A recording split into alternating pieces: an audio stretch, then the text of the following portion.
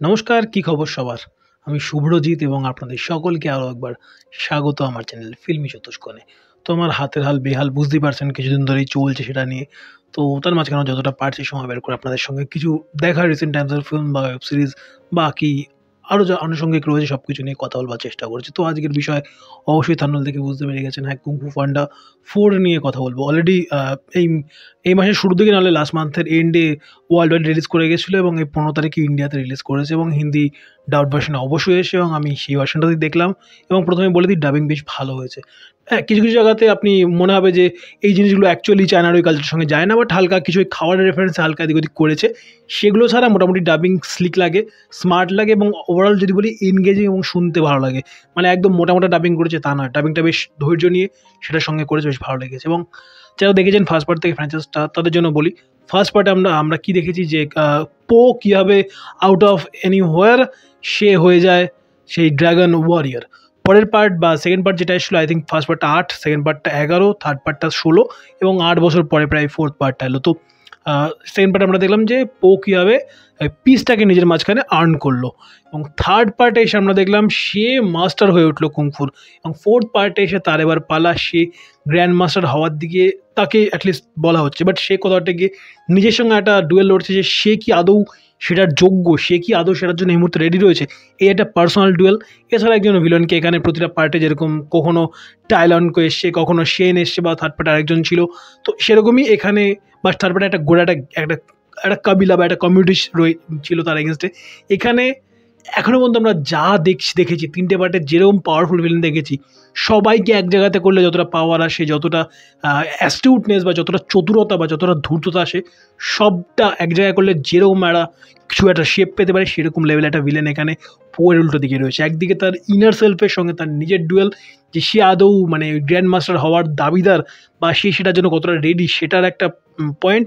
তার সঙ্গে একটা সে এক্সটার্নালি সে ডুয়েল লড়ছে একটা সব থেকে বড়, তারা এখনও পর্যন্ত ফাইট করে আসে ভিলেনের সঙ্গে, এই দুটো জায়গায়। এবং তার সঙ্গে আরও একটা ক্যারেক্টার এখানে অ্যাড হয়েছে, সে পজিটিভ কি নেগেটিভ সেটা আপনারা দেখবেন, আপনারা জানবেন। বাট এখানে এই ডুয়েলগুলোর সঙ্গে একটা ক্যারেক্টার আর্ক তারা রাখবার চেষ্টা করেছে ওই 1.5 ঘন্টা বা 1 ঘন্টা 36 মিনিটের স্ক্রিন টাইমের মধ্যে, যেটা আরও একটা ভালো জিনিস। ফার্স্ট হাফটা আপনার দেখলে মনে হবে যে সেটা এনগেজিং, সেটার মধ্যে অ্যাকশন রয়েছে, সেটার মধ্যে কমেডি রয়েছে, বাট সেটা খুব একটা যে ডেপথে যায় তা নয়। বাট সেকেন্ড হাফটাতে এসে টোটাল ফিল্মটা যেন হয় না, ফার্স্ট হাফটা যদি হয় মানে ওই বাড়ে মিয়া ছোটে মিয়া সুবহান আল্লাহ, ওই রকম ব্যাপার। ফার্স্ট হাফটা তার মতো করে একটা ডিসেন্ট এনগেজিং একটা কোথাটা কি কমেডি অ্যাকশনে ভরপুর। বাট সেকেন্ড হাফটা ভাই সাব, সেকেন্ড হাফটা সেই মজা দেবে।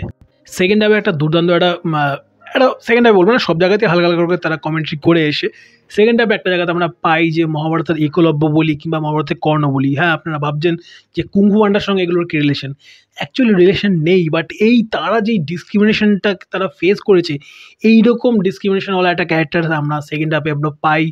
সেই ক্যারেক্টারের সঙ্গে যেটা হয়েছে, আপনি একটা জায়গাতে ফিল করবেন যে তার সে কি আদৌ ভিলেন নাকি সেই হিরো, নাকি তাকে সমাজ কোথাটাকে তৈরি করেছে এইরকম একটা জায়গাতে এনে ফেলেছে। এরকম একটা ডুয়েল আপনার সঙ্গে আপনি নিজে লড়বেন অ্যাজ অ্যান অডিয়েন্স, আপনি কোথা থেকে সেখানে ইনভলভ হয়ে পড়বেন তার স্ক্রিন প্লেটার সঙ্গে। তো ফার্স্ট হাফে অ্যাকশন কমেডি ভরপুর এবং যেই ইমোশনাল অ্যাঙ্গেলটাও কিন্তু ইনট্যাক্ট। একটা জেন বলে একটা ক্যারেক্টারকে এখানে আমরা পাই, নতুন ক্যারেক্টার ইন্ট্রোডিউস হয়েছে, সেই জেনের সঙ্গে পোয়ের যে ইমোশনাল বন্ডিংটা, কিংবা একটা কোথাটা গিয়ে টম অ্যান্ড জেরির একটা যেই রেস বা একটা কোথাটা গিয়ে মাথার টাপলি মারা যে সম্পর্কটা, এই সম্পর্কটা আমরা দেখেছিলাম ফার্স্ট 3টে এপিসোডে মাস্টার শিফু এবং পোয়ের মধ্যে। কোথার থেকে পো যাই করে নিক, সে কোথাও গিয়ে খুশি হতে পারে না মাস্টার শিফু পোয়ের উপরে। এখানেও তাদের মধ্যে ওই একটা ডুয়েল আপনি পাবেন। সেখানে হিন্দির ডাবিংটাও বেশ ভালো হয়েছে। আপনি ইংলিশ সাবটাইটেলটা পড়বেন যখন, আপনার যদি যে হলে দেখছেন আপনি সেই হলে যদি থেকে থাকে, সঙ্গে আপনি হিন্দি ডাবিংটা শুনবেন, দুটো মিলিয়ে দেখবেন খুব যে খারাপ ডাবিং করেছে তা নয়, বাট সেখানেও আপনি মজা পাবেন, ওই কমিক এলিমেন্টটা ফার্স্টভাবে পাবেন।